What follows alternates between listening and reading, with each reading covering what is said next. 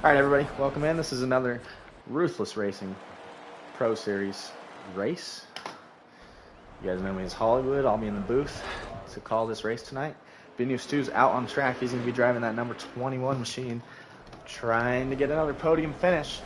Remember last week we had Hay Bale stay out on a late race restart and get the win, finishing just ahead of Tyler and Binu Stu. Tonight, we're racing at Texas, half mile, 250 miles, not laps, 167 laps.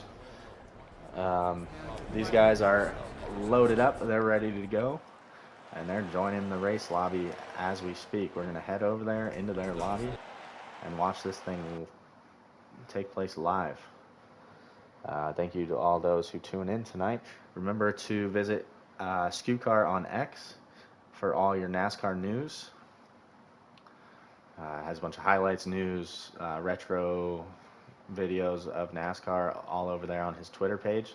SKUCAR is also on YouTube and all that. Did we not go live? We did go live. Okay. Make sure you guys also check out West Higgins ORV over on YouTube. A bunch of off-roading content, side-by-side action from the Michigan area.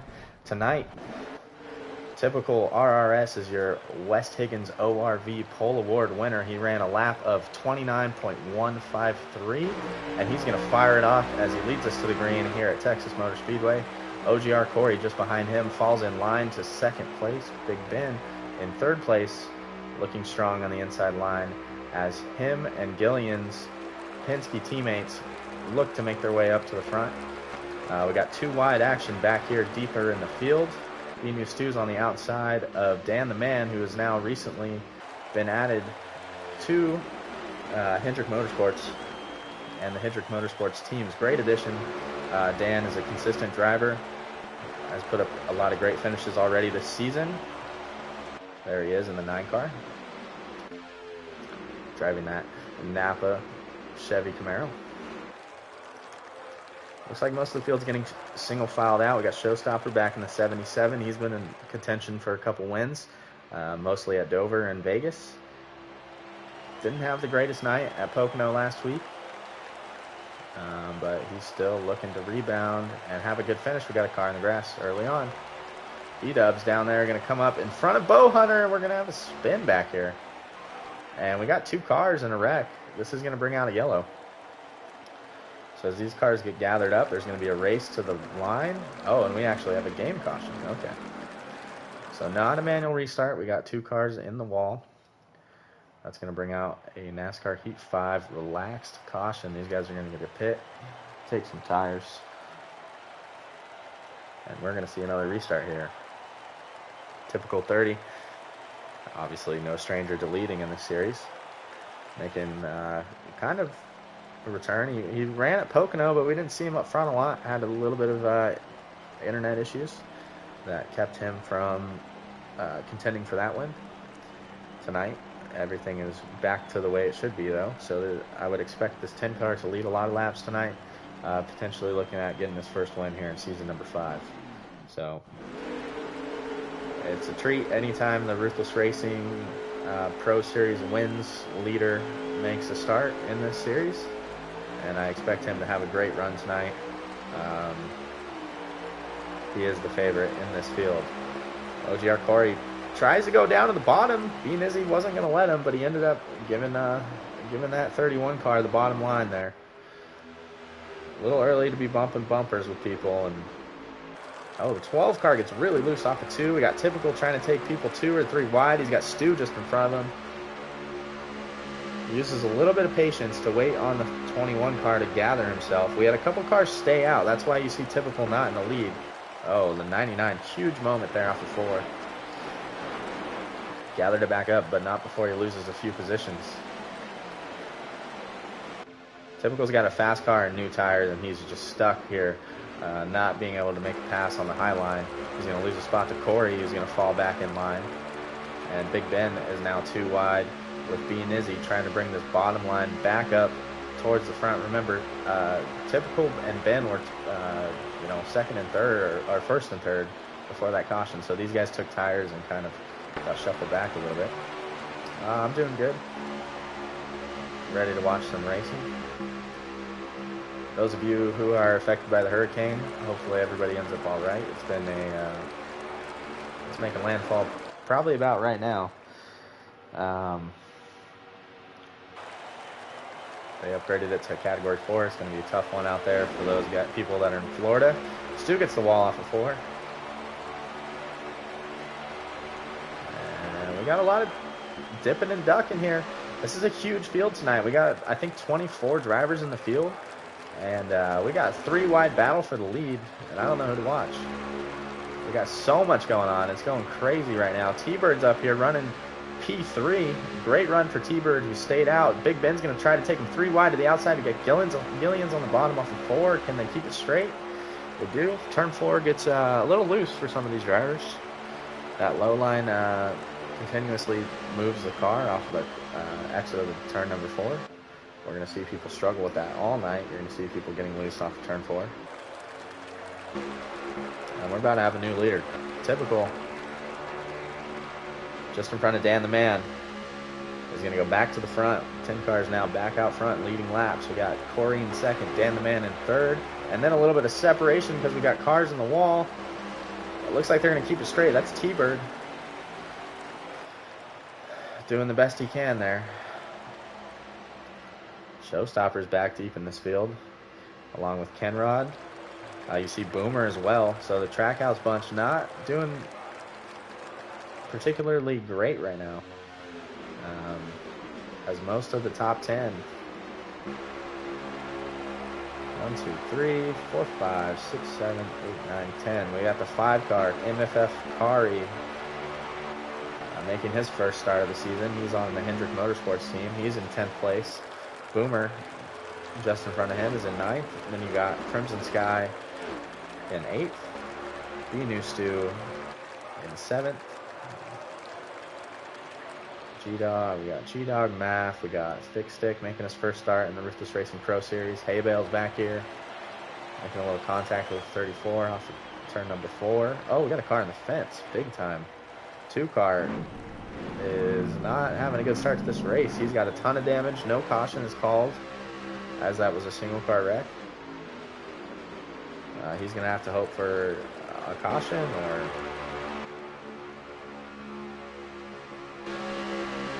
something. He's gonna have to make his repairs on pit road eventually. I don't know if he can fit that into his fuel window. But right now in front, Typical's driving off with Corey at his bumper. Typical's not on a team at the moment. He's an independent race car driver in this series. Corey's on Trackhouse. Dan the Man on Hendrick is in 3rd place. And then you got 2 Penske. Oh, I'm sorry. Then you got the JGR captain of Kill It Like Jason sitting in 4th, and then 2 Penske cars, Parley and Sir Gillians, 5th and 6th.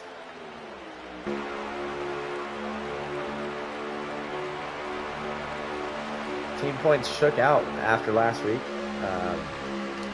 to where Trackhouse regained the lead after the 3rd race of the season.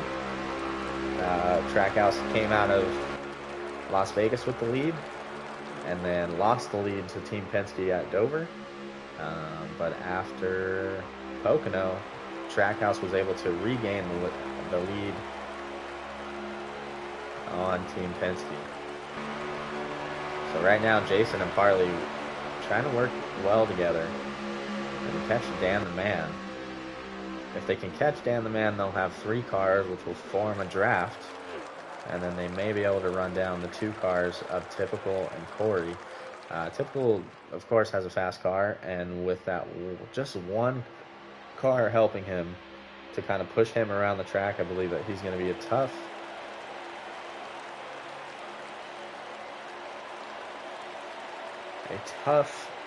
person to pass. Being Izzy in the 21 side by side. Stu's trying to get all the side draft he can on that 11 car. Stu did not take tires on that caution, and this has been a long green flag run, so Unfortunately for a few of those guys that tried to stay out and play the track position game, now they're really seeing the results of that as their tires are worn more than the other people, than the other drivers that pitted under that caution. And they will also not be able to go as far as those other drivers on fuel. So you get about 18 laps to the tank here at Texas. We might see people short pit. We might see people stay out a lap or two. Just kind of depends on the strategy that you feel like running that day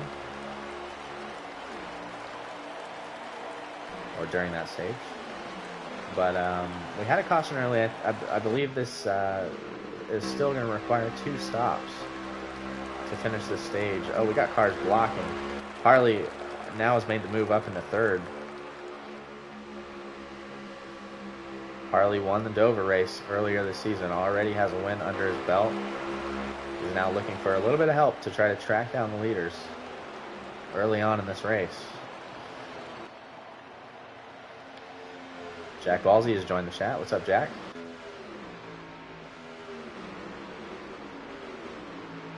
Gillian's a little offline there. Struggling. Hit the wall.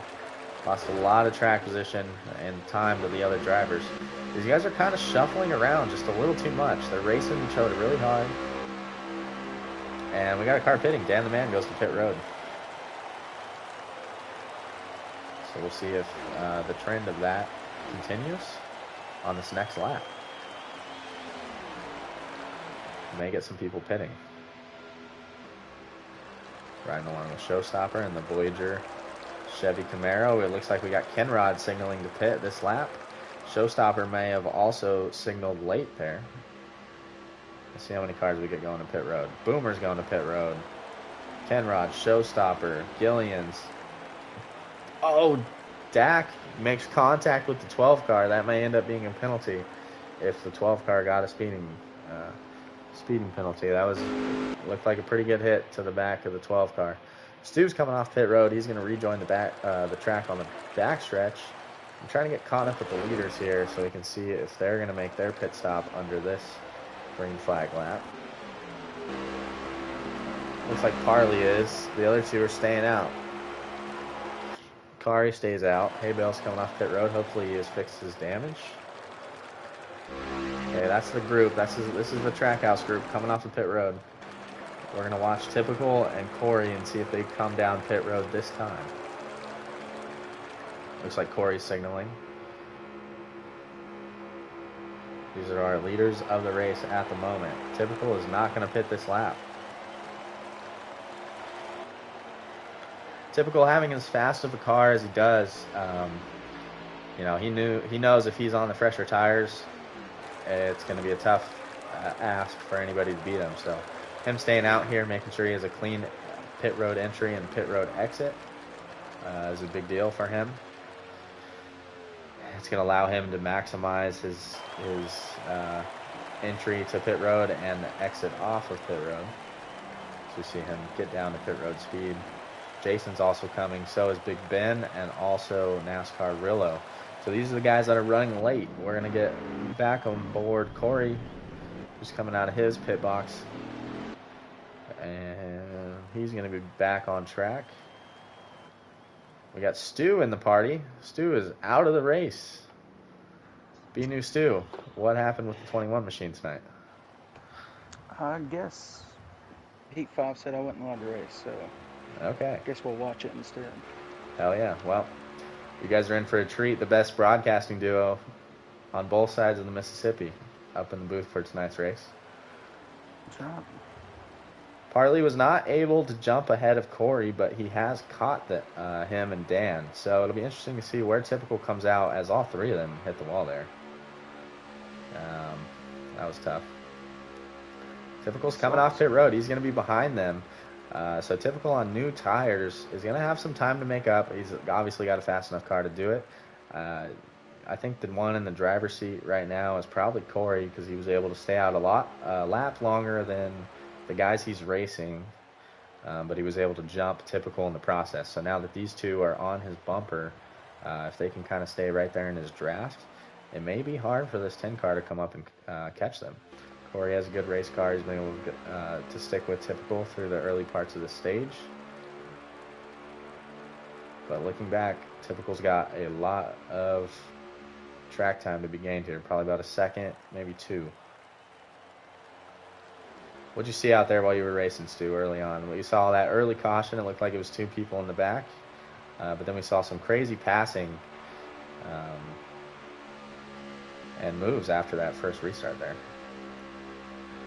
Yeah, everybody seems to be holding their own out there. I mean, for the most part, it was pretty clean racing. I guess back in the back, they were having some issues with some guys off turn 4, which, turn 4 is pretty tricky here.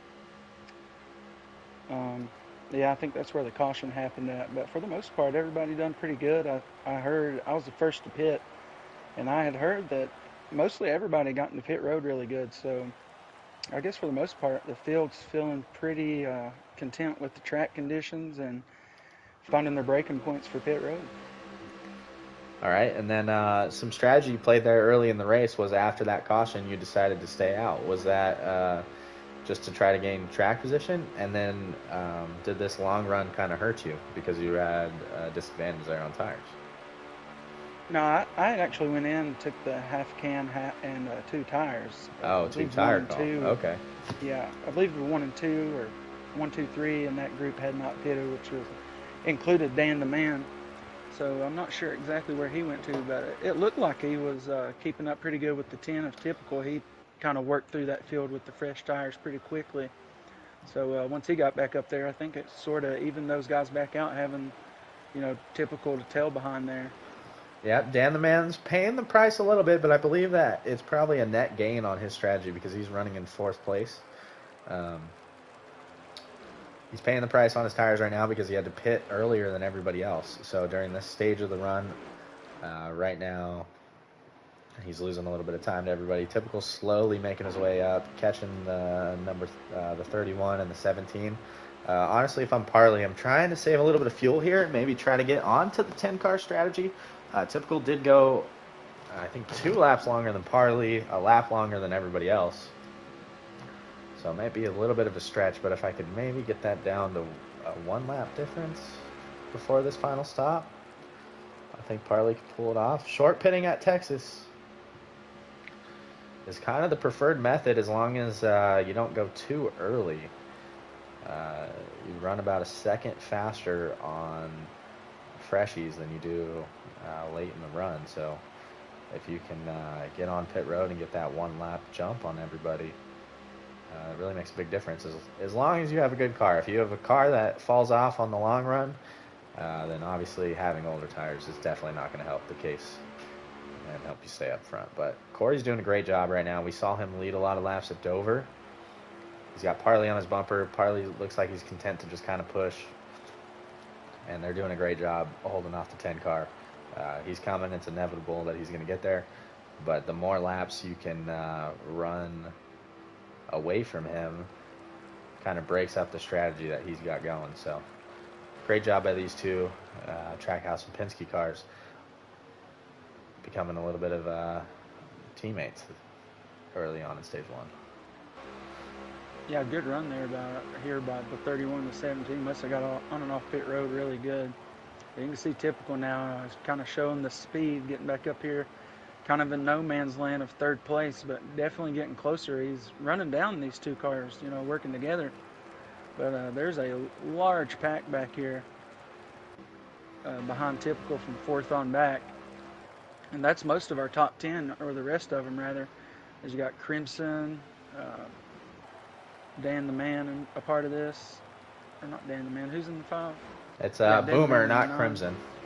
And the 12 car did not get a penalty. I did forget to update his status. I'm sorry, not DK. Dak got into the back of the 12 car entering the pits. Honestly, doesn't look like he has damage.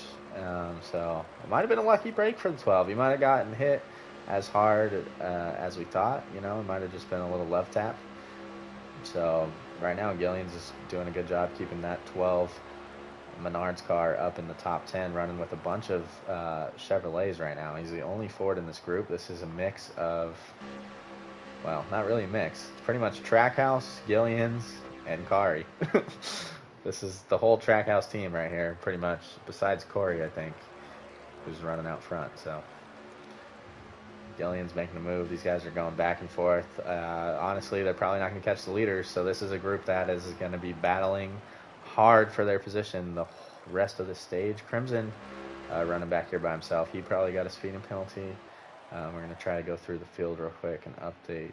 But there's still another pit stop for these guys to hit. Correct. They have 15 laps remaining. Correct. Here in stage 1. Looking on the onboard camera, we got a little bit of damage on the rear end of that 12.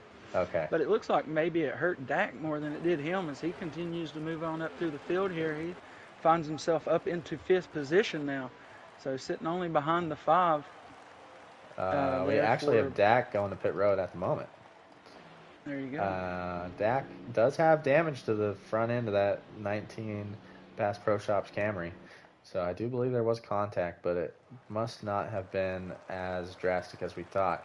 We got another 3-car pack here just farther back outside of the top 10. It's Big Ben leading Jason and Shepard, 2 captains running just outside the top 10 early on. Typical, and Dan the Man will hit pit road now. Okay, typical.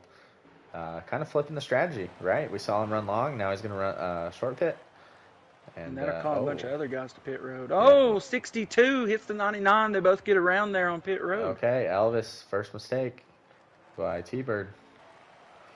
Elvis has missed pit road. He's going to try to circle back to get across. Or, no, I think he is on pit road. To typical speed. He missed. Elvis did miss, and he wrecks again. To typical speed? He's been on pit road a long time here. Wow, Elvis is definitely not happy with the 62. No, he definitely showed his displeasure with the 62. He's trying to keep That's going to just continue to cost him more track time, though. That's exactly while right. It's understandable, his frustration with T-Bird, that's not helping his cause to do all that. So, if we didn't see it happen on stream, but if there's a clip of something, obviously we'll take action as the penalizing committee after the race. All right, this is what we're going to watch. Coming up here. Yep, we got Parley and Corey coming off. And I do believe, is that typical back there? The 62 car is going to have fresh tires with all these guys. I was afraid some of them might Hold on here. We're trying to find typical real quick. We got to update the leaders now that typical. I got him. Okay, so typical is going to pass Corey. Parley is looking amazing right now. So he came a lap later, and so he has a lap fresher tires on the 10 car, and typical is stuck fighting Corey right now. So if Parley can get around D-dubs quickly, which I think he'll be able to do down in the backstretch here, this is going to be huge for the 17's chances to win this stage. Looks like we're just going to simply have a 3-car battle for this one. D-dubs is going to kind of block the 31. We got contact. We got leaders wrecking. Down the front stretch, the 31 and the 10 spin. This is going to be a manual caution for sure. Oh my God. Corey does a kickflip across the line. Oh my God. I don't think that brought out a caution. We're going to have a manual at the line. We got pit stops going on here. We got a lot to get sorted out.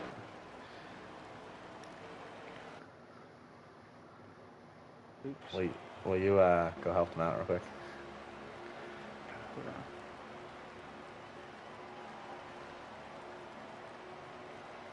Oh, no caution. No, Parley's checking out here on the backstretch. Oh, the 7 car gets put in the fence by the 12.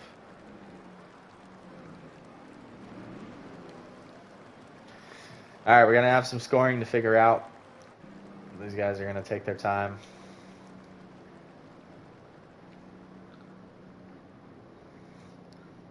Looks like Big Ben has potentially stayed on the racetrack. We may have a lot of leaders a lap down if a couple cars decided to stay out. We're probably going to be under caution here for a second. We got a ton of scoring to figure out. And Pit road's going to be open this time. Big Ben is going down pit road. So is Parley.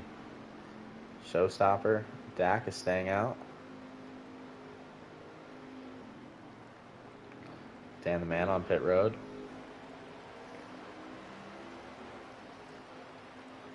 I think Dak is taking a wave around. That was a good wave around to take. Maybe get your lap back.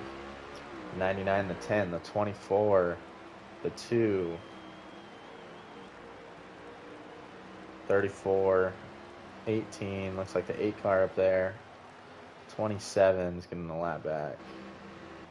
99 is coming off pit road. Bow Hunter is getting the lap back. Crimson. We got Rillo. 62 of T-Bird's getting the lap back. Nobody's behind him.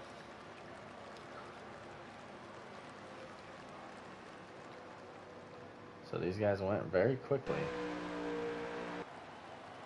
If you get the wave around, you're not allowed to pit. So cars that come to pit road here are going to be black flagged, unfortunately. So the 99 and the 27.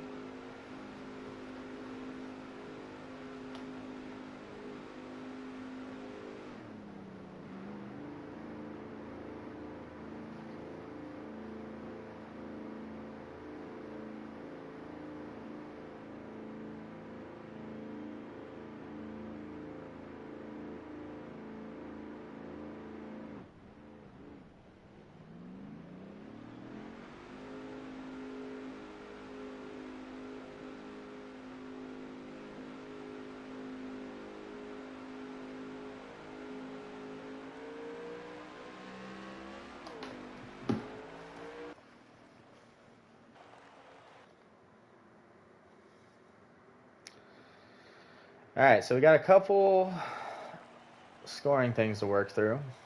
Parley's going to go around. I think he's the free pass. NASCAR Rillo may be the leader. So we'll see. We got big checkups happening.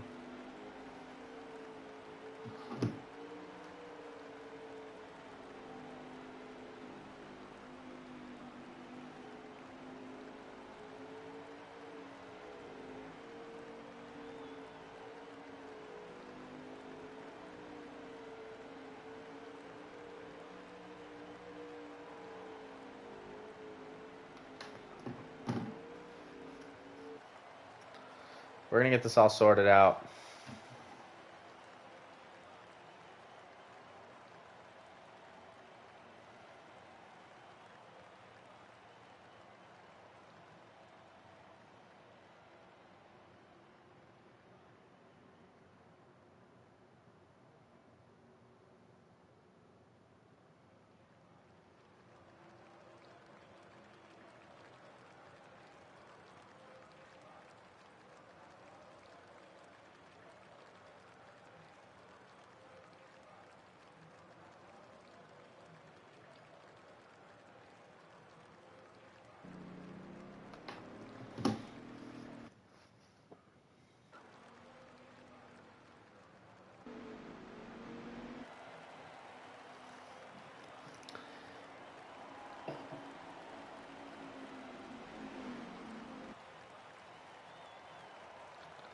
We got Rillo going through the grass, cooling off his tires.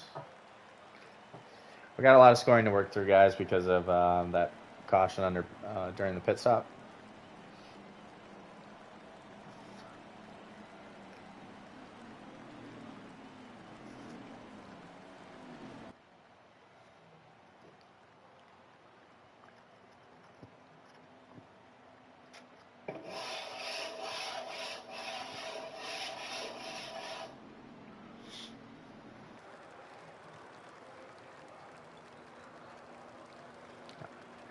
Talk about a surprise leader. NASCAR Rillo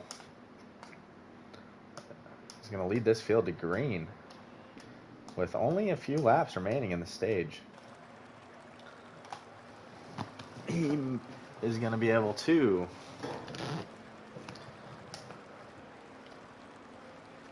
potentially get a stage win.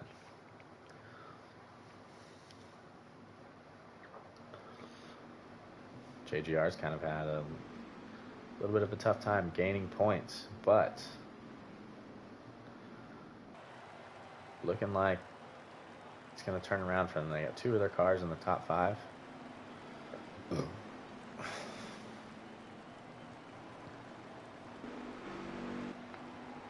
Gillians cannot maintain pace. Neither can the 31 here.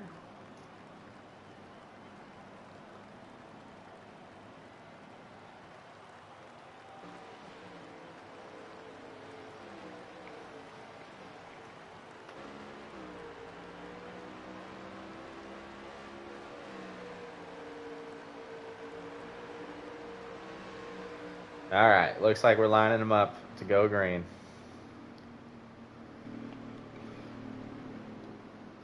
Or the 27 and the 99 are going to have to serve a pass-through penalty.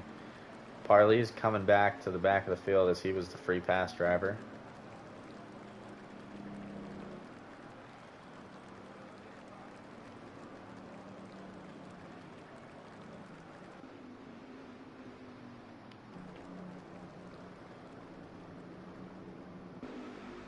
We got guys that are lagging back here.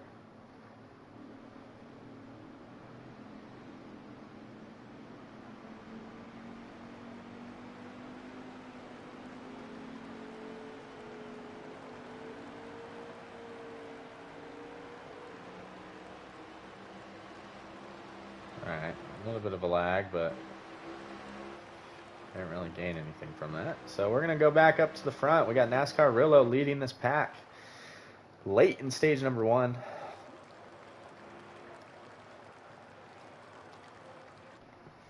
Scoring was kind of funky there.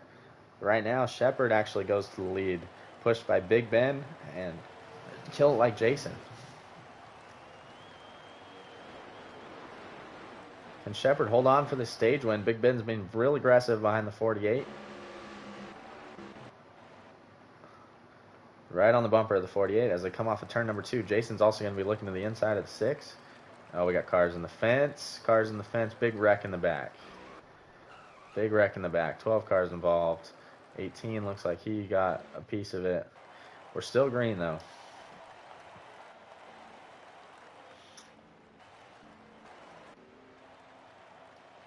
And did the 99 service penalty? 99 is on pit road. Okay, so the 99 served his penalty. He's cleared.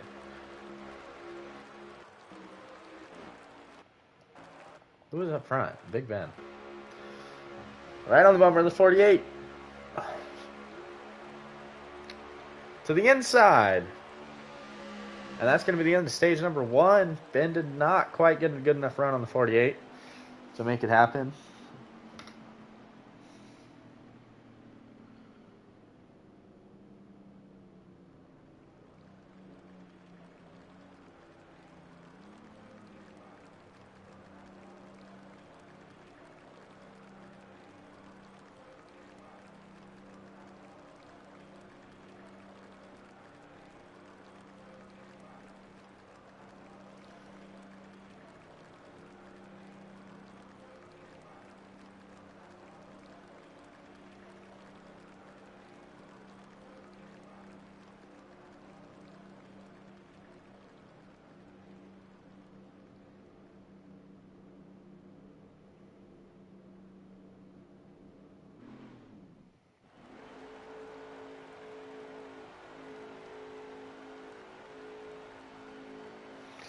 All right, here we go. Big Ben leading them to the green. Just kidding. Shepard and Jason on the front row.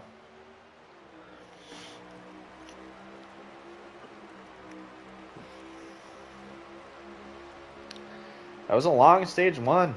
I mean, we're a long way into the stream when we're only through the first stage. We got 2 more stages of racing action coming at you from Texas Motor Speedway. We got 3 wide down the back here on the first lap of stage number 2. 77 gets a little high. He's going to push the 34 out in that 4th groove. He's going to end up making contact with Dan, get really loose off the 4. The 99 is going to keep him straight. We're going to ride along with Crimson, who's in the middle of this pack, trying to get down and underneath this 19 car to make a pass. A lot of checkups when you enter the corners here. We got a lot of draft and a lot of cars moving in every which way, trying to gain position on the cars around them. So you got to be heads up and make sure you do not run into the back of somebody as you're going into these corners, especially off of turn number 4 where everybody gets loose. You see everybody bobble there. That line is just incredibly slick. The way the banking kind of works here at Texas off of turn number 4, as you're going over that hump to get onto the front straightaway, the cars get really light there, and the banking kind of pulls the car towards the bottom of the track. So you get a combination of the car turning too much left and the car being a little too light as the springs and shocks decompress off of the corner.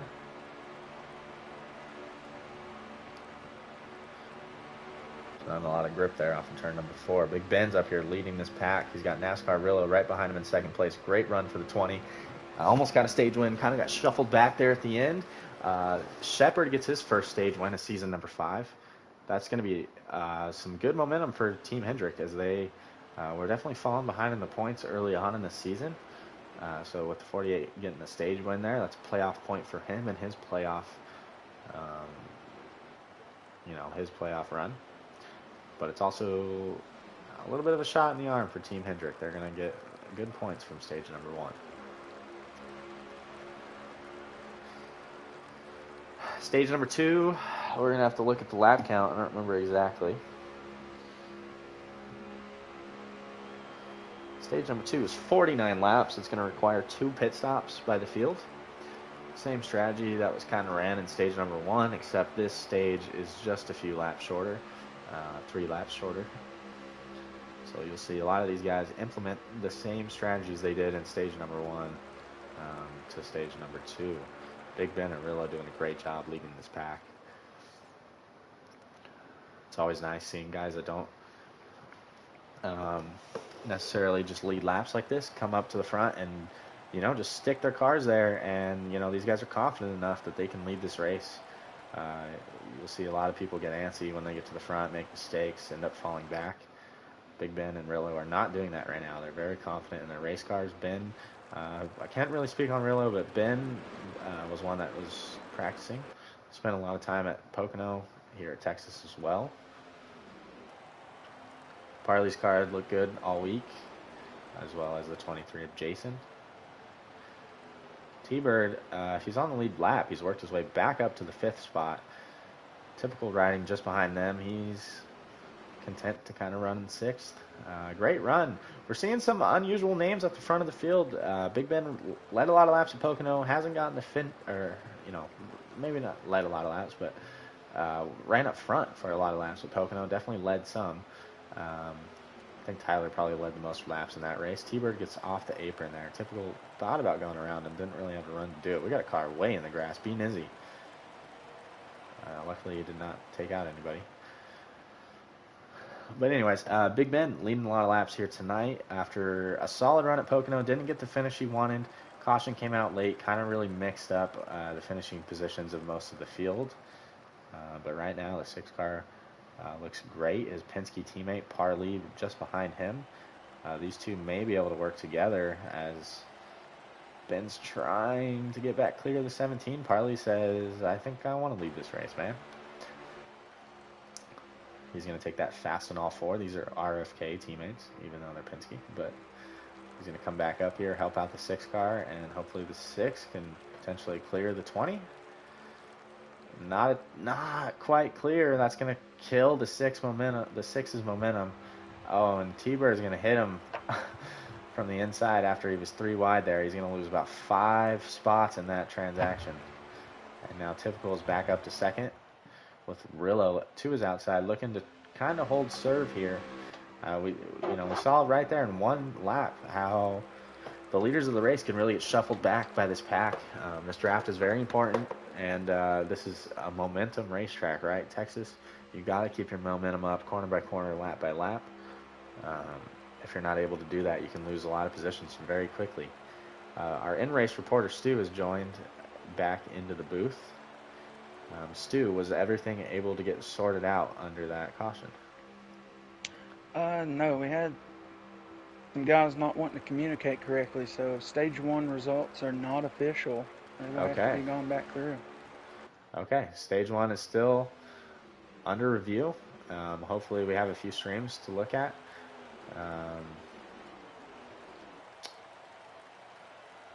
Unfortunately, if we don't, it's going to be tough, but we'll do the best that we can do.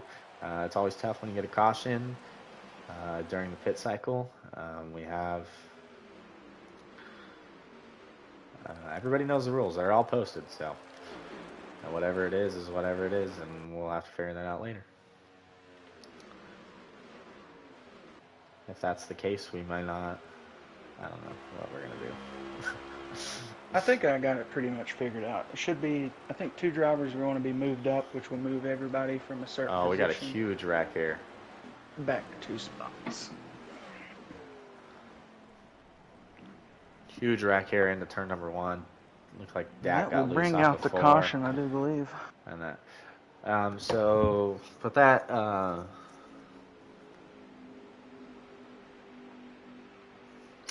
we'll figure that out later.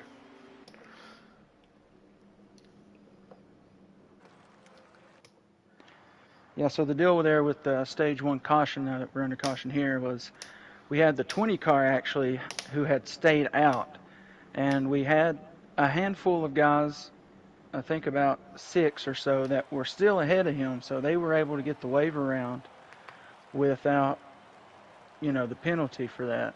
We had Parley, who was the free pass. Him and the 19 was able to go around off of the free pass and the wave around off of the rule. So I think they just wasn't with the communication issue, wasn't able to sync back up in the line where they should have been. So I think that's where the unofficial part of stage 1 comes from. Those guys may be moved up a little bit whenever we go back and recalculate that. But yeah, so when a caution is called, we got another car in the fence. It's a single car wreck, I believe it's math. When a caution is called, it's the leader. When the leader gets to the line is when the caution comes out. It's not any other car. The leader has to make it back to the checkered or to the start finish line. So if Rillo, if there was cars that decided to stop driving, and then Rillo was the leader, then that we'll potentially have to look at warnings for those guys who did not follow the caution procedure. But if Rillo stayed in line and then those guys cycled around, then they would be on the lead lap anyway. So potentially that would be okay. But definitely have some things to look at. I made sure I kind of went through the field and saw who was taking the wave arounds and this and that. So I'm sure with a couple streams and the broadcast, we'll be able to decipher the final results of stage number 1. Hopefully that didn't keep anybody that was a lap down. Look at our man Rillo up front here. Keep anybody that was a lap down, stuck a lap down for this stage that wasn't supposed to be. But, either way. Rillo. Ooh, he doesn't lead that lap, but nearly. And caution? Oh, caution. Yeah, looks like Dan. Nope, not Dan. Dak, maybe? 18 Kenrod, G-Dog, maybe? SMF. Yeah, definitely back here. A couple cautions by the guys that are in the back of the field tonight. DNF Dub's already out of the race. I got kicked out of the race. But so far, nobody else has had issues with connection. So I told him to watch the lobby, make sure, because sometimes that just happens on here. It'll just start kicking people as the race goes on. But so far, so good. Yeah, I want to give a quick shout out to Elvis. I believe he kind of misunderstood the rule there about the free wave rounds, but he did serve his black flag. So appreciate him being a good sport for that.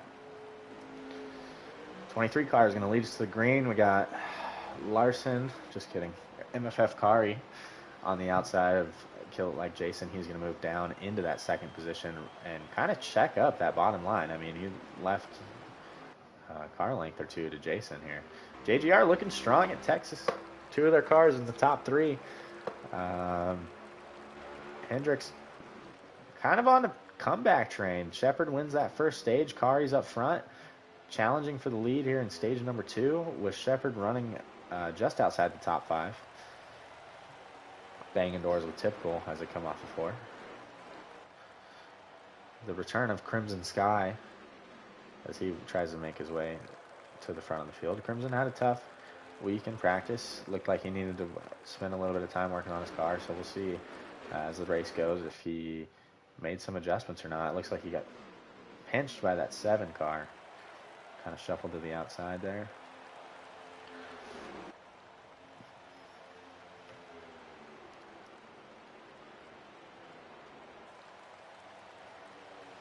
It wouldn't be a Ruthless Racing race without a little controversy. So it looks like we're par for the course. Here's the 23 trying to make the outside line work. Trying to get a run on Rillo, his teammate. And trying to keep the 10 car behind him. Parley's trying to push Jason up through this field. It's just this top line is hard to make it work. If anybody's going to be able to do it, though, it's going to be this 10 car Typical. He jumps out to the outside. Potentially a little bit of lag out of the 10, as we're seeing him lag a lot. We're going to have to see Typical jump out of line, unfortunately for him.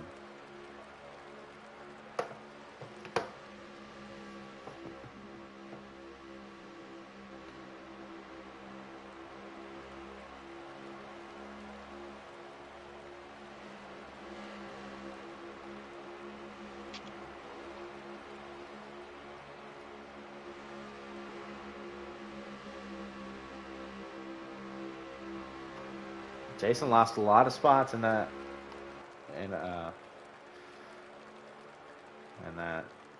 scuffle. We still see Typical lag in here. He's going to need to potentially park it if that cannot be fixed. Oh, big wreck back there at the lawn. Yeah. Huge wreck. Potentially caused by the 10 11 of B car. and Izzy a part of it. 99 was a part of it. Brings out another caution here in stage number 2. So far, a tormented night in Texas.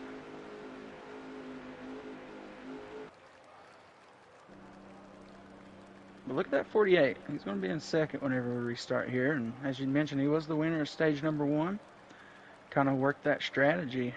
Yeah, I think we're overlooking the 20 car Rillo, able to get the lead there. Right. I mean, Shepard running second, that's great, but Rillo not one to lead a lot of laps in this series, so he's doing a great job tonight, keeping it out front.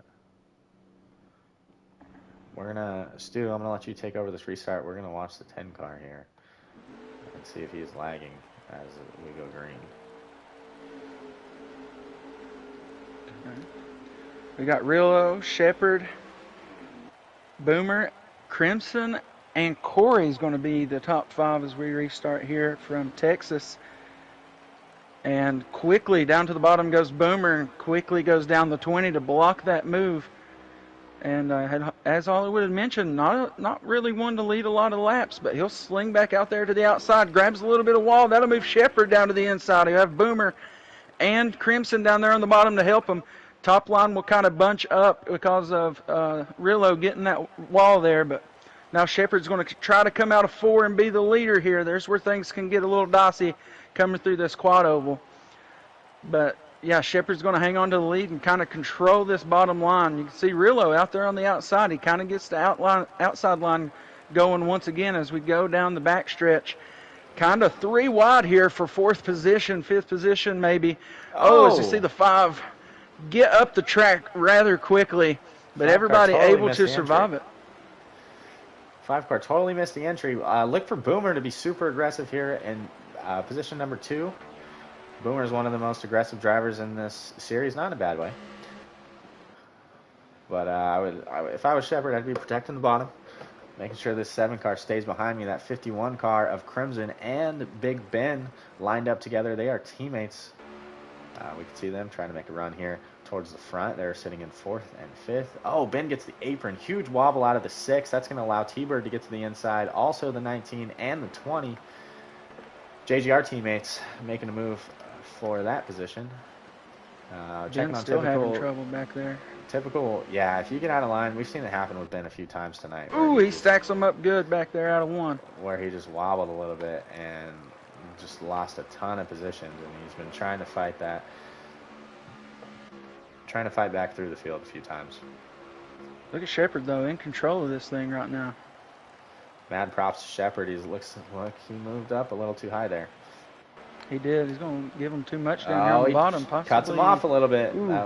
I would do the same there. You gotta protect that bottom side here at Texas.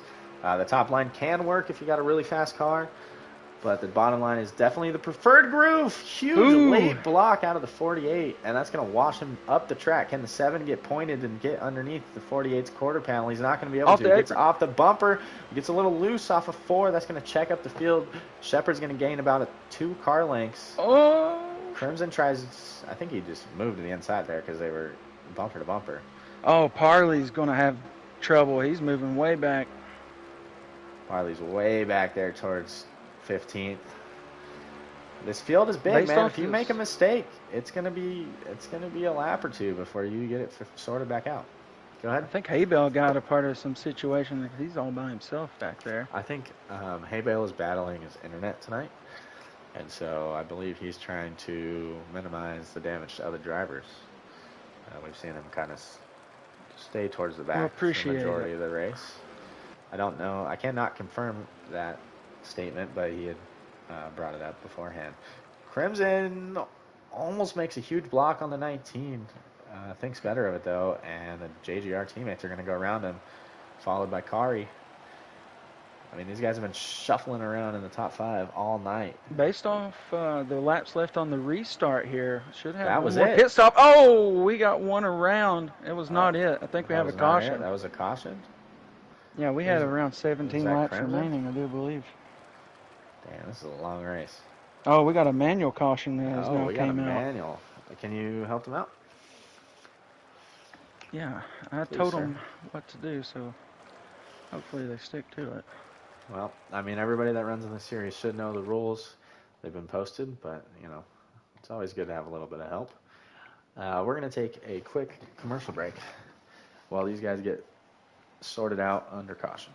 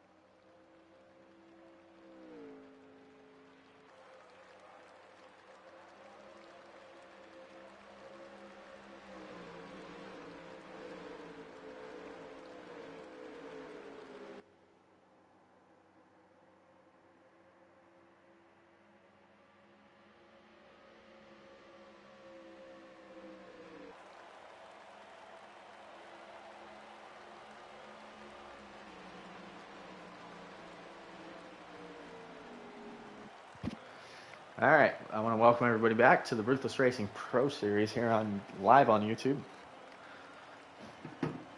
Thank you to those who have been watching the race. If you're new here, please hit the subscribe button, leave a like.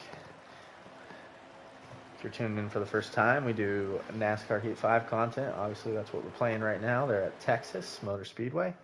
We also do GT7 on Wednesdays. You can catch those races live on this same YouTube channel. This week we're at Texas. This is the 4th race of the Season 5 regular season. Next week we're going to be at Worldwide Technology Speedway, as these next gens will do battle there at WWT So far in this race, kind of a little bit of a hectic race. We've seen a few cautions. We've seen a lot of big moves by people, a lot of drivers in and out of the top 5. Shepard was able to get the stage win in stage number 1, and he's going to lead them to the green here in stage number 2 in the restart zone. The 48 is going to fire it off. 31 is going to get down to the bottom. 2 Chevrolets starting this stage out front, followed by Boomer, Rillo, Big Ben, and Kenrod. Shepard's doing a great job leading this race. Working the draft, working the traffic, doing all he can to keep it out front. Hopefully we had an uneventful manual caution there. Corey making leaving, I don't even know what I'm saying. Not giving Shepard any time to get control of that car after turn number 4. Makes a move to the bottom. That was actually very impressive out of the 31. He did not get loose off of 4 and was able to keep it underneath the 48. That's a huge advantage in a race car if you can have something like that. Because turn 4, a lot of people get loose, a lot of people slip, lose a little bit of time, and that's a huge passing zone if you have a race car that can handle that bottom lane. It looks like the Hurricane's starting to pick off some people. Okay. I want to send our condolences to those involved by Hurricane Helena. Property and lives being destroyed as we speak. Very unfortunate situation as that Cat 4 It's not funny, but storm what he said was funny, people. Sorry. that makes landfall. Nah, man. Also, in all seriousness, real quick. I mean, all that sucks, man. I feel bad for all those people affected. Florida, the Florida man meme is going to be alive and well. Hopefully, those Floridians can make it through another storm. So we're going to see Tallahassee, Gainesville getting hit pretty good. But just real quick, I want to speak on the choose rule for anybody listening. Some guys had conducted that in the wrong manner. They had chose the bottom, saw there was room on the top, and had re-picked. Now, I'm not sure who done it, but it was said that some guys had re-chosen their spot after the top line was not chosen as much. So I just want you all to know that is not allowed. Once you pick there on that front stretch, you picked your spot. You can't go back up just because, there was more spots open up there. So some guys did get the benefit from that, everybody choosing the bottom, but I had heard some guys had chose from the bottom to the top. That should not have happened.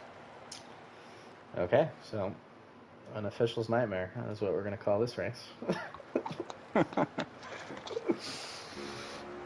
No. Listen, we're committed to making this as realistic as we can, so if there's something that's got to be looked over, we're definitely going to do it. Right now, Corey has regained the lead in this race. It's been about 50 laps or so, 40 laps, since this 31 car was leading. It took him a while to get back to the front after that caution in stage number 1 during the pit cycle. I believe he was one of those cars that was on pit road during that. So it's tough. I mean, had control of the race with Parley, and then something like that happens, it really sets you back. We see MFF Kari, Big Ben, Showstopper making their way back through the top 5. Pretty much the whole field is just, recycling itself through the top 5, and then somebody makes a mistake or gets passed and ends up back in 15th, and then 20 laps later you see him back up in 5th. So a lot of parity in this field tonight, and a lot of drivers that are really quick. There's only, I would say, probably a few guys that we haven't seen up at the front contending for the lead. Mostly everybody has been back and forth the whole night. Typical still on lag watch, unfortunately. I think Hayville has shook the ick out of his internet, because he's back up here. Looks like he's trending towards the top 10. Okay. Haybale doing his best to get all he can out of this run. I can't help but think about, though, this 20 car. I mean, what a run out of this guy. He kind of had the balls to stay out during our very first caution, or the manual caution, rather, and he's just kept this thing up here, and that'll be the end of your stage. I think it's going to go to Corey. Yep, we didn't have a lap count there. It was kind of There's a lot going on. I don't have a stream pulled up, but Corey's gonna get a stage win. This is gonna be can this be the second race in a row? We get different pole winners, different stage winners, and a different race winner. So far, it's trending that way. Corey, Rillo, Sooner, Kari, and Kenrod, your top 5. Ben, Parley, Shepard, Showstopper, and Dak round up your top 10 there for stage number 2. And I think the top 4 for stage number 1 was correct. I think we may have to fix 5th on back or 4th on back, something like that. But whoever, Shepard, was the winner of stage 1. So 2 different stage winners here so far from Texas as we're back underway for stage number 3. Let's see if we can get us another different winner here in the Ruthless Racing Pro Series. So how many cars were on the lead lap after that stage 1 caution? Just 10 or 11, I do believe. Oh. But we've had plenty of cautions, and that's kind of got everybody back on the lead lap now. So why would their order be if they were on the lead lap? You know, they just they didn't did line not up, right? get to start. They didn't get to start where they should have because some other people just wasn't communicating correctly. That's what it comes down to. I mean, everybody in here is a grown man, and they just don't know when to not talk. So that was kind of the issue. Okay. 10-4. I'm sure it's on somebody's stream.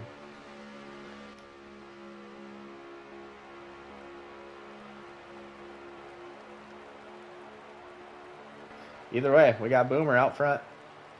Corey running second. Kari running third. Kenrod fourth. Parley fifth. And then Rillo doing a good job keeping it inside of the top 10. We keep going back to Rillo because, man, that 20 car doesn't run up front a lot. And recently he's had a couple runs. At the end of season number 4, he had a couple top 5s. And picking up where he left off, we got typical in the 3-wide battle here with Shepard and Dak. Ben gets down, gets on the apron a little bit. That's going to check up his momentum.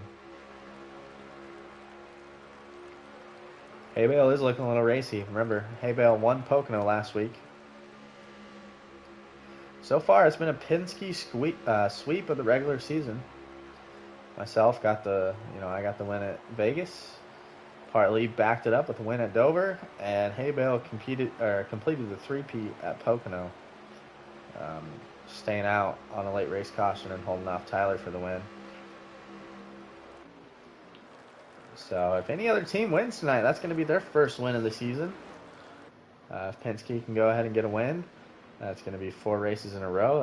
We're on a record-breaking streak here. We've never had teams, so this is the longest active team winning streak. Parley's got the best chance at it right now. He's running in 5th position, just behind Kenrod. A couple of the Trackhouse guys. Looks like Parley's going to try to make an move to the inside of the 8. Doesn't exactly get the drive off he needed. Might have gotten loose out of 2.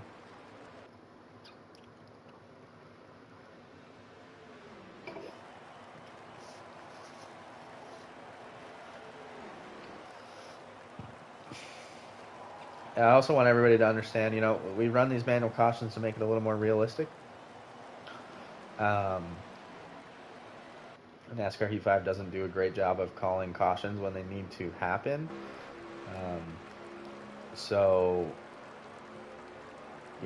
We try to implement the same rules as NASCAR and, follow everything in that, but we're not gifted with the strict cautions are too strict, relaxed are too relaxed. So right. Try to meet the middle with the manual. Yeah, which is fine, but we're not gifted with the scoring, the live scoring that iRacing provides. Right, when a caution is called, iRacing will show you what car you need to line up behind, who's the free pass, who's the wave around, this, and that, and kind of show you there on the screen. NASCAR Heat 5 is not versed with that, right? Because we run these manual cautions. It's not a caution for the game. The game is not recognizing that we're under caution.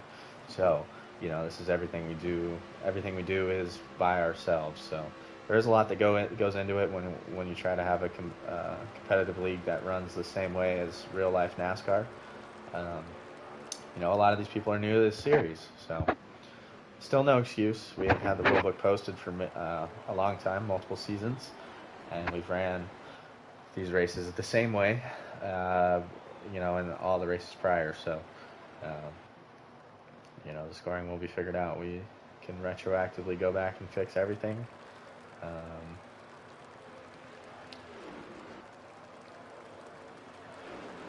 But back to this racing here, we're at 118 now out of 167 here at Texas.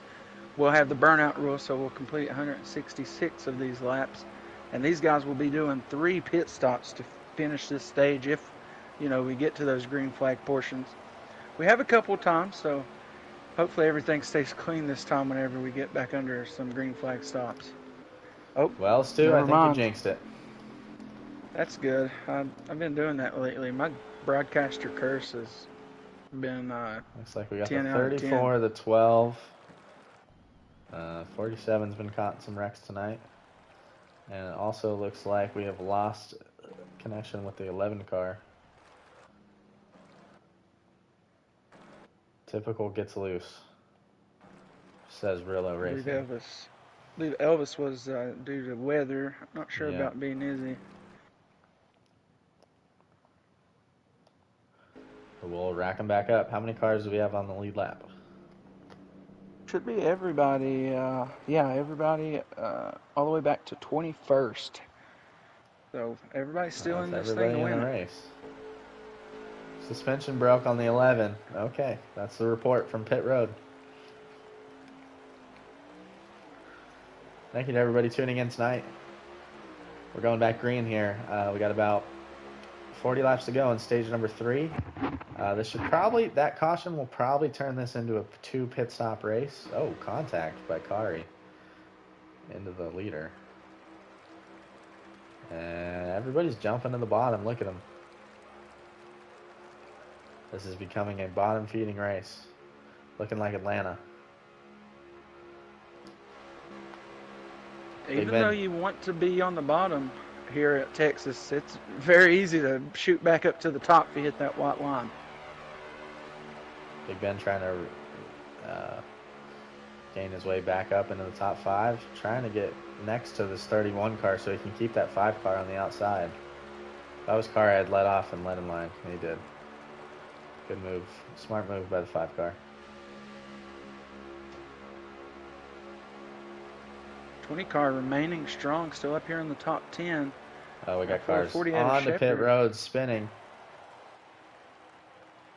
Oh, yeah, it's going to be Dan the Man a part of that. Dan the Man and the 24. I believe we're going to have another manual caution. That was Dan the Man and G-Dog, yeah. These guys will race it to the line. There should be nobody off the lead lap, so we'll see. We'll stick with Corey and see if he slows down here when we get to the line. Oh, he gets loose there out of 4.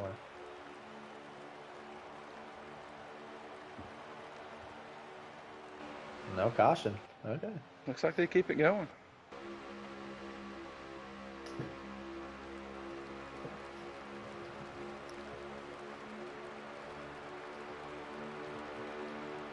I don't agree with that, though.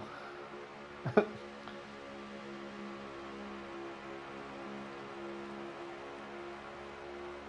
not quite sure what, I'm sure those guys who crashed spoke up.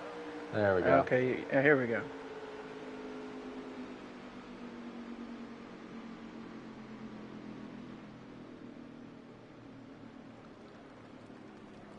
All right, nobody should be a lap down here, so everything should go pretty smooth as far as this manual caution. So they were kind of, when I hopped in there last time, they were kind of talking amongst themselves like they knew what was going on, so. Okay. I'm not going to allow your comment to be shared, Nizzy, just for YouTube purposes, but I will repeat it. He said his painting fell off the wall and knocked his power cord out of his PlayStation. That's a very unfortunate circumstance. That's the first. There was a little more livid verbiage used, though. That's very unfortunate. All right, so it's looking like we are going to be without an onboard unless there's someone Oh, else out oh, there. it's even worse. It wasn't his. It was his girlfriend. I know, bro. I was mad. Damn, that sucks. That's tough. She probably just hung it up today. That's why I used the language I did to describe it. Sorry. It's all good, buddy. The caution had a one-lap postponement due to comms. Thank you, Rillo.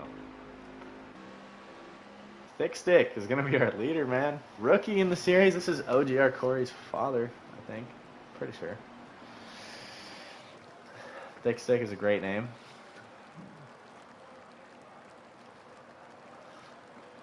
I believe he's going to lead the field here to green. So we're going to get Boomer to come up here. Get in line. A lot of the Trackhouse guys are up front here. It's been one of those days. Yeah, it's been one of those races in the Ruthless Racing Series. All right, so we're going to see what goes down here with this choose rule.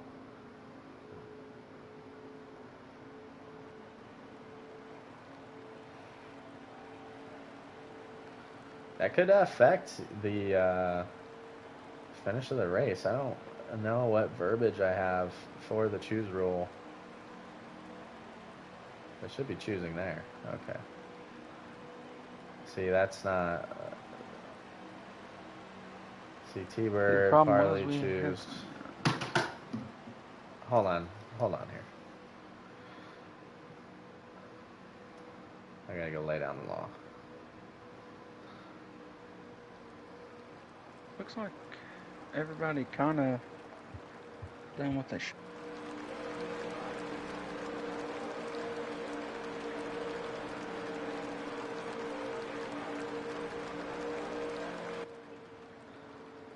Hey, don't go green. Don't go green.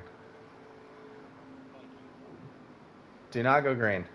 Line back up how you were after the pit stop, please. You guys are doing this choose roll thing all fucked up. Get back. One more lap. Do not go green. I don't want to hear people talking here. We got to get this figured out. Please go back to where you were after you came off the pit road.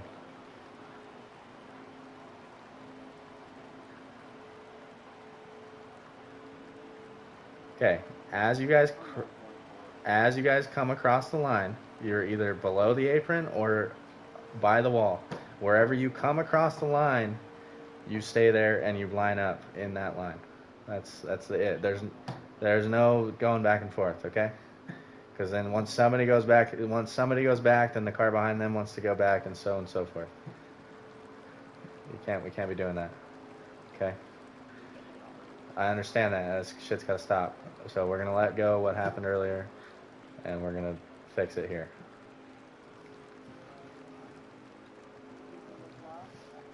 Okay, 38 to go when you restart. Is that with the so it's 37 to go, correct? It's still 2 stops. Choose this lap. Just go on the apron, the black part across the line. If you want the bottom. If you want the top, stay at the wall. Okay, 34 is going bottom, that's fine. Okay, so now those guys that chose the top come up next to the 34.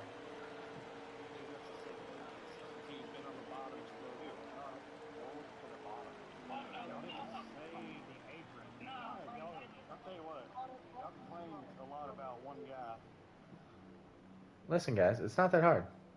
Just go to the line. I was on the bottom. I didn't know we had to toss. Well, there you go. That'll fix it.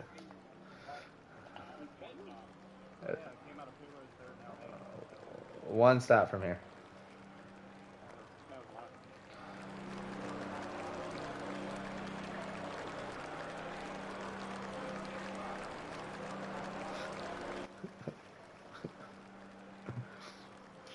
Well, Stu, hopefully the stream enjoyed that.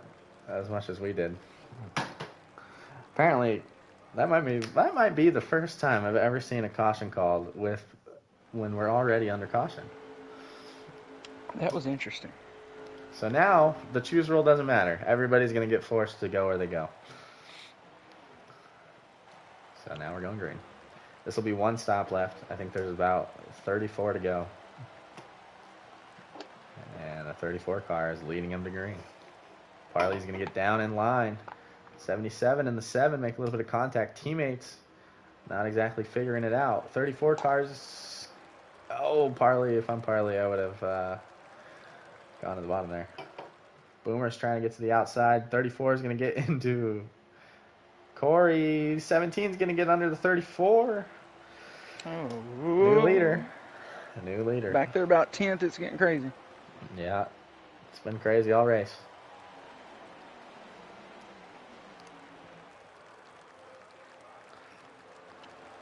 Stream got a little insight into the driver's chat. Might not have been a pleasant experience for everybody, but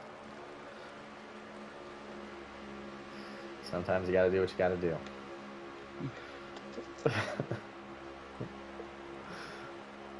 12 people tuning in. Love to see it. This is definitely an entertaining race. 24 and 23 make a little bit of contact. Battle of the 20s.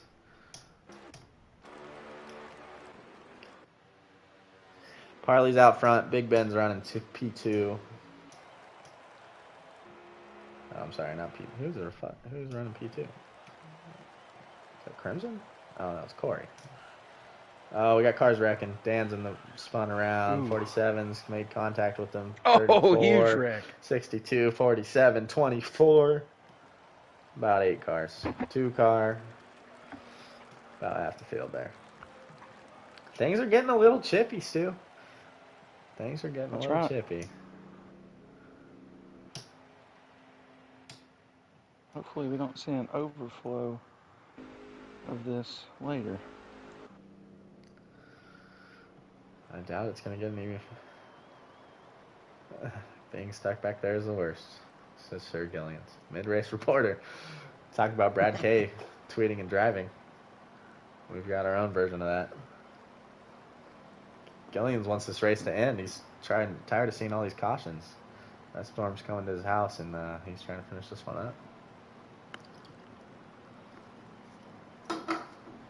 Bottom line, preferred line. Yep. We knew that going into it. Gillians is not in the race. Oh, Gillians is not in the race? He had already left. Wow. 12 car out of the race. 31 does not get going off the restart. Parley is easily able to clear him. We're down a few people. I mean, listen.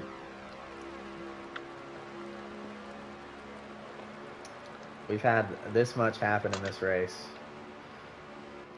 I can guarantee we're going to get a crazy finish. I'll stamp it, notarize it. That's a Hollywood guarantee.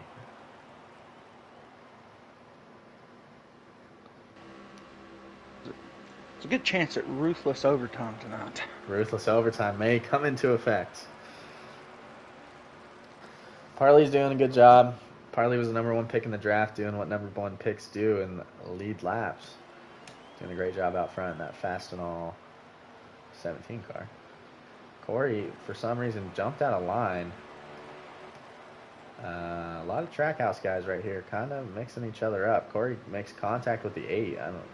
Kind of squeezed his teammate Kenrod, and Corey's gone from second place to about 8th.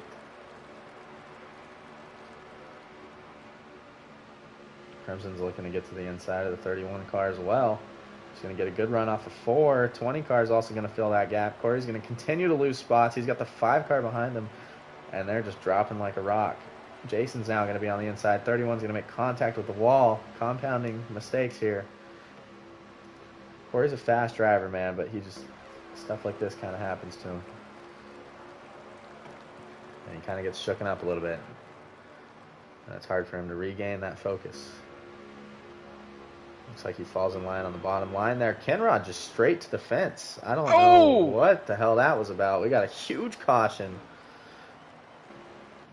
Damn, Corey was a part of that. I think somebody just came down and clipped the 20, which kind of started all that. Well, we saw Kenrod come off the 4 and go, kind of straight towards the wall, and then come down and make contact with the 20. I don't want to put all the blame on Kenrod there because we didn't see exactly what caused that, but we did see the 8 car go straight to the outside fence off of turn number 4.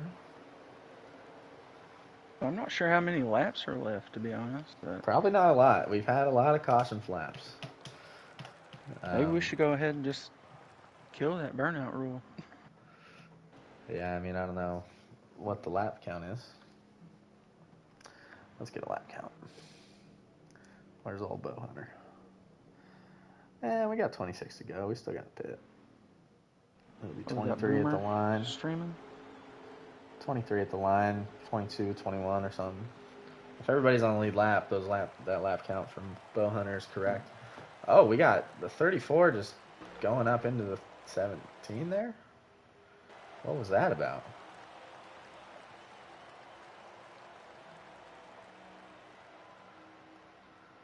Seventeen's gonna get kind of screwed out of the lead twice there. A little contact off of 2 now. I don't know. 34 must have stayed out there, I guess. I don't know about that decision. What is his YouTube name? Who? Boomer. I have no idea. Oh, I thought you was watching. Bow hunter. Oh. I know Gillian. Oh, Gillian's left, huh? Yeah. Quick shout out if anybody wants an onboard cam at Bowhunter 747. It's live on YouTube in this race. He's in the 47 machine. We'll give a little shout out to Mr. Bowhunter here. Where is he at? There he is. Back here, kind of in the mess. Him, Math, and Thick Stick have been running together a lot of the night. Big Ben outside of Kari. Dan the Man up here in the 9. And Parley trying to regain those positions he lost during that debacle, I guess, on the restart.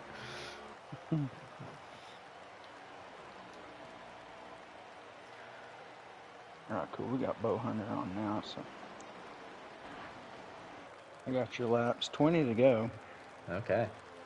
We'll definitely have a pit stop here. If I'm anybody in this field, I am not pitting early. Because I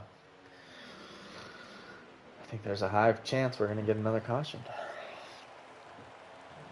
Oh, 19 car loose off of 4. Ooh, we got another wreck. Jason into the wall back there. We got Jason, we got Shepard. That'll be Emmanuel.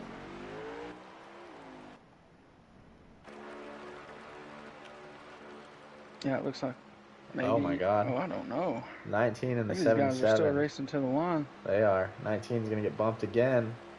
Lose another couple spots. Going to lose a spot to the 17. 17 is going to be 4th. That's going to be a caution.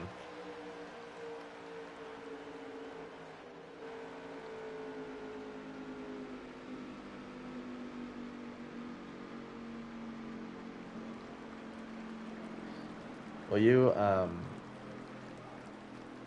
I said pit. I'm going to tell him. Yeah, pit here, last pit stop, burnout rule, still in effect. No. Tell him no burnout rule.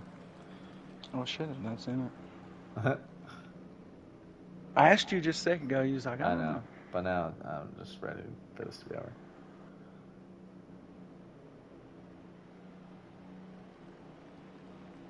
I doubt we get there.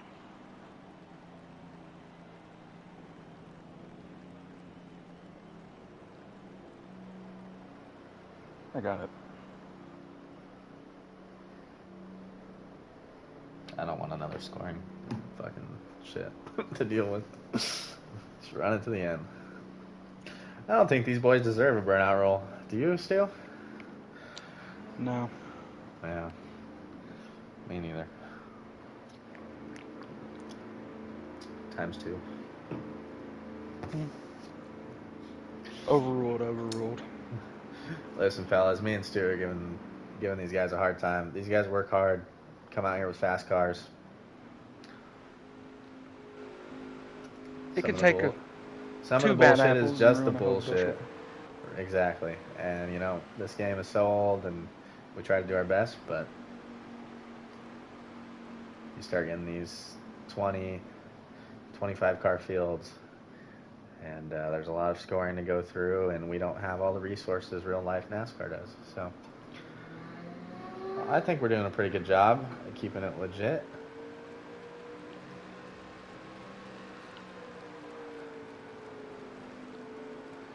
All race results are unofficial. So I kind of want to go through the field here where everybody's on caution. We got Kari now leading the race. He hasn't led laps tonight, but he's been towards the front. Next car that I clicked over to is Haybale. He's running about maybe 10 to 12th. Hasn't been up front a lot. NASCAR Rillo back a little bit in the field after running up front. T-Bird also ran up front a few times tonight. He's back here by Haybale. We got Typical, who's fighting internet issues. Seems to have gotten those sorted out. Wow. That was crazy. The entire top 7 just chose the bottom and gave Typical the top line on this restart. What a mistake. That was insane. Typical just went from 8th to 2nd. You do not let that's it... going to benefit Ben and the 2 Ben as well. You do not let drivers like that get those positions that easy. That was a mistake. Haybale just won last week off field. He won last week off a late race, pit call, or that lack thereof, rather. So, big turnaround back here in the backstretch here under caution. I believe the 18 turned it trying to warm up his tires and destroyed like 4 guys. That gave Jason damage as well.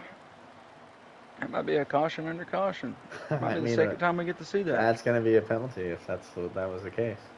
I think you still go green here. Just go green. I mean, why? Or is there an actual caution?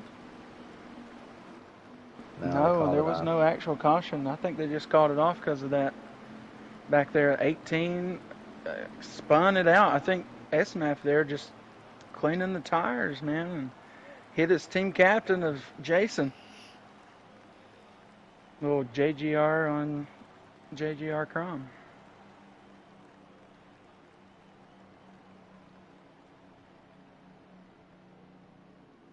Now, I would imagine these guys would slow it down a little bit.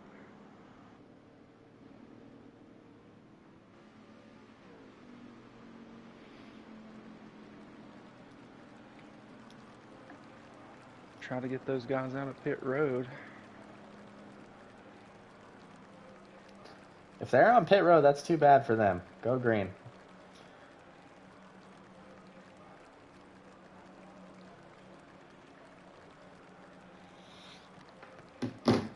That's on them. They wrecked themselves under caution. They should have gone green that last lap. Nonetheless, they're now going to be back up here. This is going to be a sprint to the finish. I mean, we don't have to make a pit stop from here. We're going to see a lot of cars doing everything Ruthless they can. overtime, possibly. Ruthless overtime is 100% a thing. We've had a few of these cautions where we do these manual cautions and then the real caution comes out immediately after. Typical's lagging back a little bit, trying to get a run on the 5.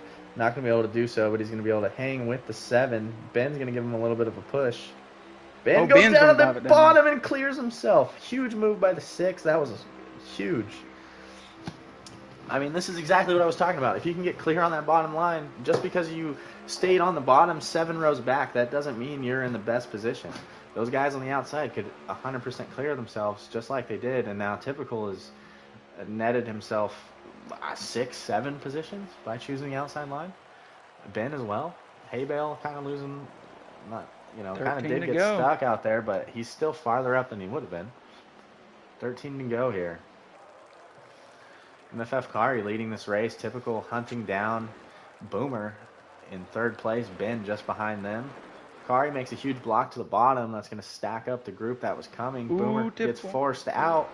Boomer Ooh. squeezes the 10. That's... Oh, he pushed spin up the track. That's going to be Yeah. another contact there. It's just Parley. That's a huge hit for Team Penske in that one corner. That's not going to be a caution. That was a solo car. 9 car gets moved by the 19. Things are getting chippy here. Oof.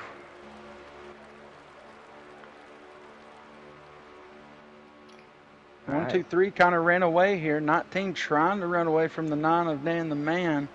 They had a little discrepancy there for 4th and 5th place. Kenrod right there in 6th. Unfortunately, another good run for Ben. Going to be destroyed at not his own hands. You know, it was just like at Pocono. Another just going to be a detrimental finish just because. Typical with the move to the inside of the mistake. 7. Definitely clears. And he's going to be able to move into P2. He's got his sights set on the number 5 machine. Typical ran the number 5. Won a championship in the number 5. But now he's going to chase him down for this race win here at Texas. We'll see if Boomer is content to push the 10. Or if he's going to try to make a move before they get to the 5. Hendrick Motorsports last in team points coming into tonight's race.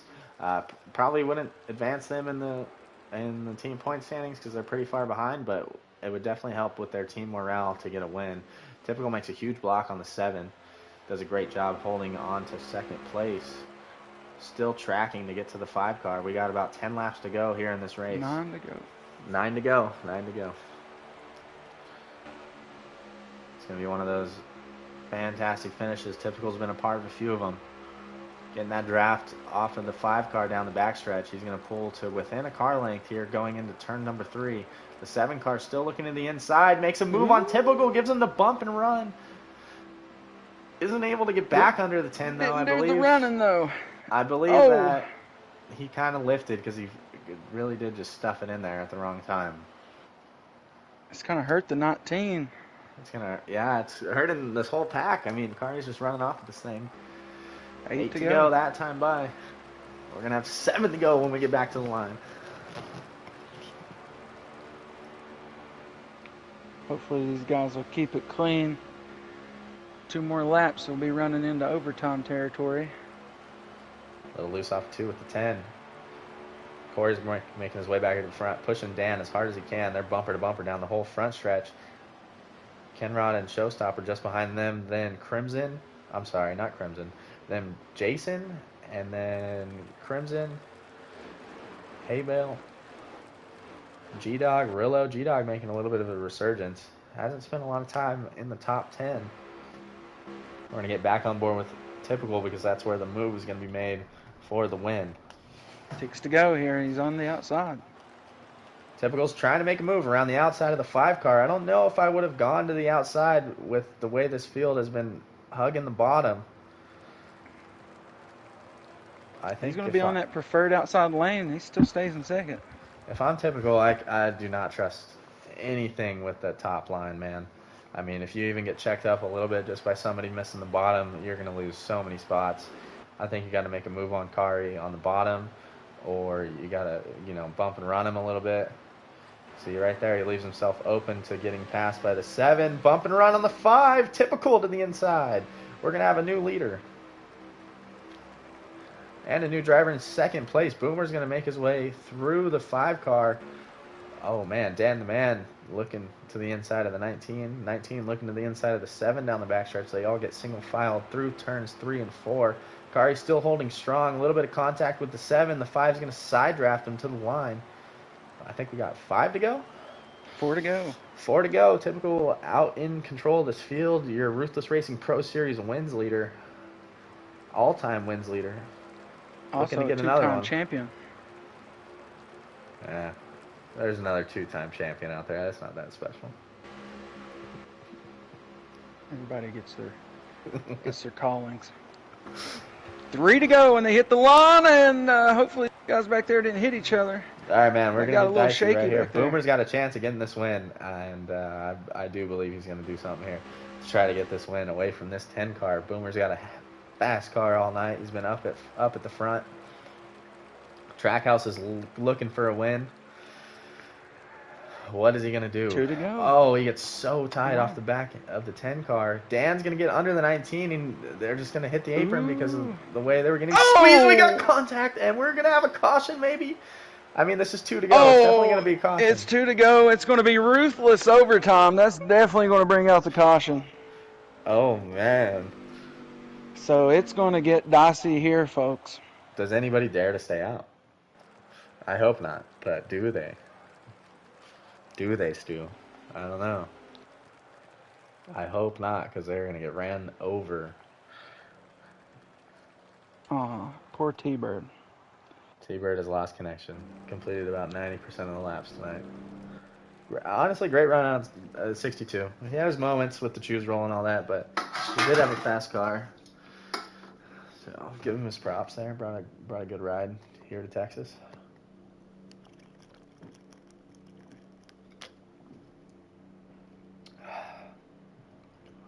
Well, fellas, I said it was going to be exciting. And Typical's back to 10th. We have so many drivers that decided to stay out. Boomer's on the track with Dan the Man. They did not take tires, and some people did not go. Oh, Kind of what we saw at Pocono. This is going to be wild. These cars with tires are going to be coming so quickly. Typical immediately goes to the top. Kind of gets blocked by Ben, and they're going to go up to the fence. Boomer and Dan out here for the win. I believe that skirmish between Typical and Ben is going to cost Typical a chance of getting the win. Oh, look at Boomer. He checks up the field. Typical's still coming on the outside. He's making moves with the 48. They're going to get into the wall. It's official at the line. Rillo gets into the fence. 1 to go, presented by Skew Car. I think we're going to go green. That was only one car. I think they're just beating and bumping. I don't think anybody Look at lost it Typical. there. Look at Typical. He is on the outside. He Oh my is God, coming there's down to so the many big cars. block. Big block. All the way down to the It bottom. doesn't matter. Typical's going to have the outside line with fresh tires. Oh, yeah, he's going to be clear coming He's back gonna out be of clear, four. coming to the line. Typical with fresh tires. Gets around the people who stayed out, and the 10 car is going to go to victory lane here in Texas. Oh, my God. I think Corey's going to end up with second, Boomer in third. Oh, my God. Typical came from, like, 8th on that last lap, man. That was just absolutely insane. A couple people tried to pull the strategy that Haybale had, but this time there was not a caution coming to take the white flag, and that extra lap really showed who had the tires. We're gonna get Typical, Corey, and Boomer up in the booth. That was insane. We kind of missed a little bit of the finish there because there's so many drivers to get through to get to the 10, but we saw him just make his move on the outside. It was a great move to get the win. Typical. Yeah, Alex, we're in the same boat. I mean, I can't really believe that he did that as well.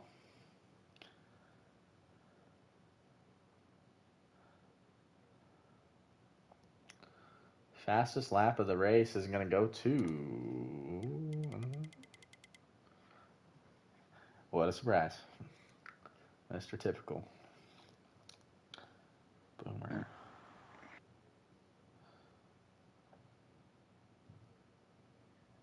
It's Sooner. BMR Sooner. We call him Boomer for some reason. That's the name of his name. Boomer Sooner is what his name used to be. I know.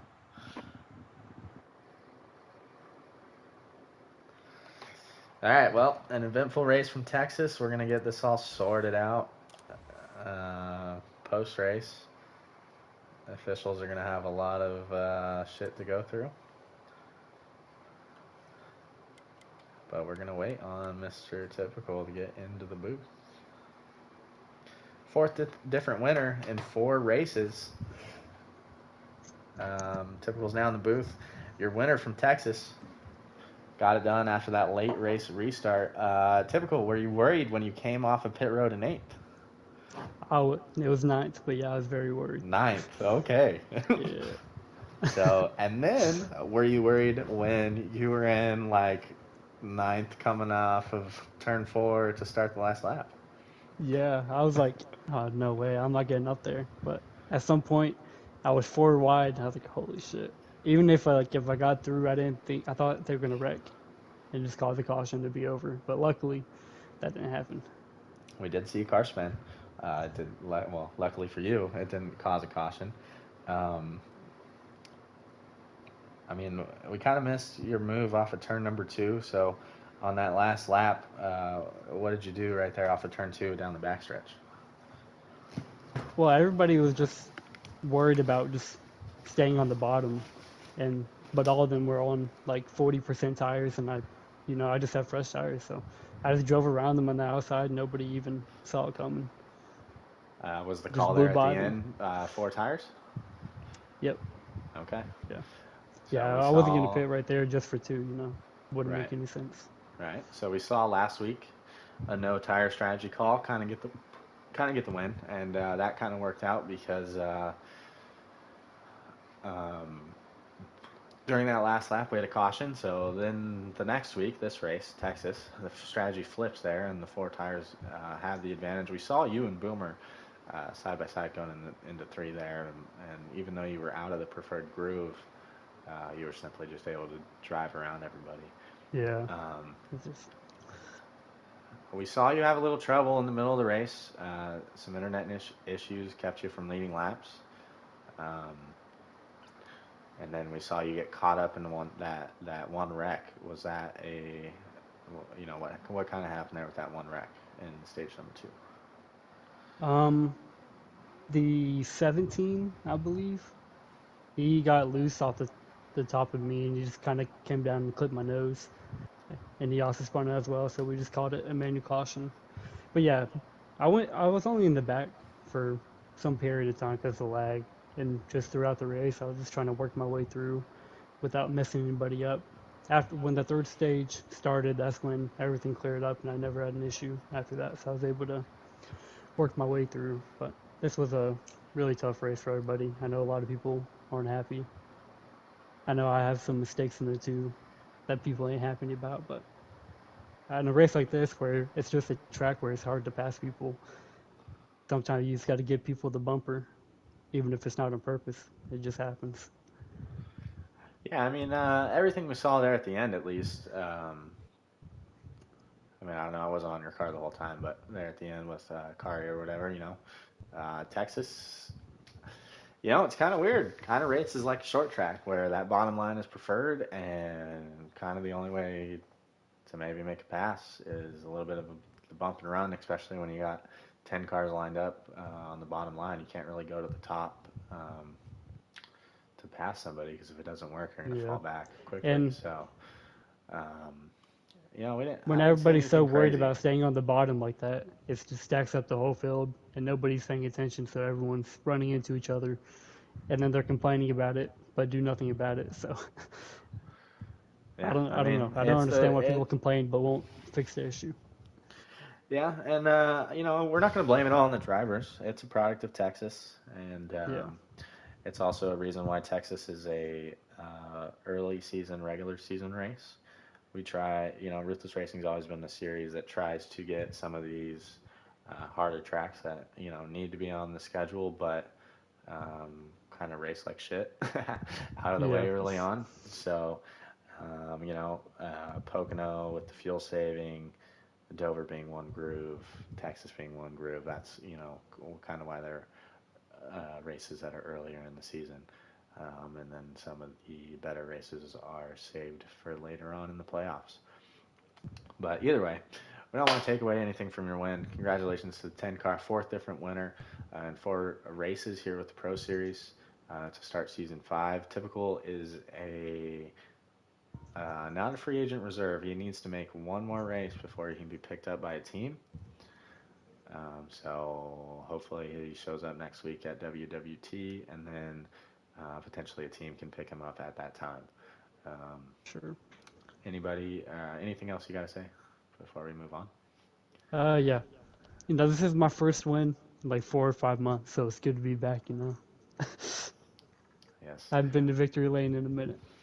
The Ruthless Racing Pro Series all-time winner, not all-time champion, I hate you. gets another win and extends that gap on the field just a little bit more. Yeah. Nah, congratulations, bro. You ran a good race at the end, made the good call Appreciate at it. the end. So, Stu, I'm going to let you take over and interview Mr. Corey, who had a good run tonight. Yeah, Corey Driver, the 31, able to get second there under ruthless overtime conditions. Was running up front quite a bit, but a really eventful race. So, kind of tell us how you were able to shift around here at Texas and keep your nose clean enough to survive, and what kind of strategy did you take there at the end to eventually take over second place behind our winner typical? Um, yeah, we had a decent little race, a really good field out there. Especially when you get in the back, guys are running you really tight. Turn four tonight was real slick coming out of there, so I had a couple little trouble coming out of turn four. But other than that, the car felt great.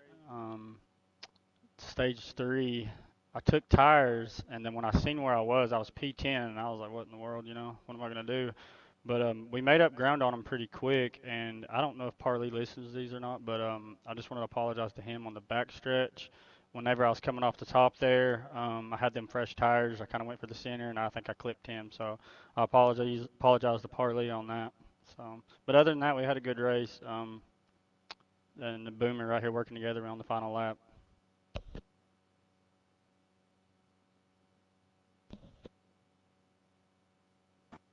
All right, I mean that's kind of probably what a lot of people was choosing to do there, but nonetheless, big finish for you kind of moves you closer to the individual goal of winning that championship. So, like I said, good run out of you, Corey, and thanks for running, man. Yeah, I appreciate it, guys. Thank you. All right, Hollywood, take over old Boomer Sooner. Boomer, you got a copy? Yeah, What's up, brother? So, pretty good run out of you tonight. Saw you up front most of the race. I want you to talk me through your decision to take no tires. Was that kind of based off of what you saw happen last week at Pocono? it really was, and I was just banking on the fact and hoping that the guys behind me with no tires were going to slow those dudes up long enough, or the wreck was going to happen. And sometimes it doesn't work out, but still a podium is not a bad way to end the race. Yeah, I mean, taking podium points away from this race is a huge plus, just because of everything that kind of went down tonight. Um, uh, what? You were the one, obviously one of the drivers in the race at the front the whole time. So, what did you kind of see by everybody out there on track tonight? It was really good, fun racing. It was just, what Typical was saying when it came to the time that everybody started migrating to the bottom, that's when all the checking up started happening. In which everybody did a really good job of communicating through, like where the checkups were happening. It was just, there at the end, it just becomes a dog eat dog world. And everybody started kind of getting ran over, trying to get as many positions as they could. I know there on that last wreck that happened, I wanted to apologize to Dakfu because I did. I got in behind the 10, and when I did, he bumped me. It checked everybody up, and that huge wreck happened. But I didn't want to get hung up on the outside, and I had to make a move that was going to keep me up front. But I mean, it was a fun little race. I had fun the whole night. Just coming from a lap down to get all the way back up there. I mean, I'm proud of myself. I'm proud of the Chevys. The Chevys worked really good together tonight. I wish one of us could have got the win, but just wasn't our night. Yeah, I mean, I think you kind of touched base on it. I feel like a couple things don't happen here and there, and this is a really good race. So, um, I mean, it was a really good race in general. We had a lot of action on track. Something you can't hate on. We would just wish it would be a little bit. There would be some things that would be cleaned up. But as far as the seven team's concerned, I mean, you touched on it. A lap down to coming back and finishing P3, hell of a run for you. And you and Corey finishing up here on the podium. That's going to extend the lead that Trackhouse has. I know you guys are looking for a seventh driver, so this is kind of a good finish for you guys after being a little short-staffed. Oh yeah, it was. And next week we get Tyler back, and hopefully we can eventually get one of these cars in victory lane. All right, man. We got WWT next. A tough track. Um, Tough track. Kind of a shorter race because I think the Cup cars use the Xfinity length. Um, but that we'll worry about that next week. So, congratulations to you, Boomer, on your podium finish. Is this your first podium or second of the year? My second podium. Okay. I believe Corey has been on the podium too, right? From Dover? He was from Dover as well. Yeah. Okay, so Trackhouse being able to put some cars up in the top three in multiple races this season. Typical goes out as a free agent and gets a win, steals a win from the team points.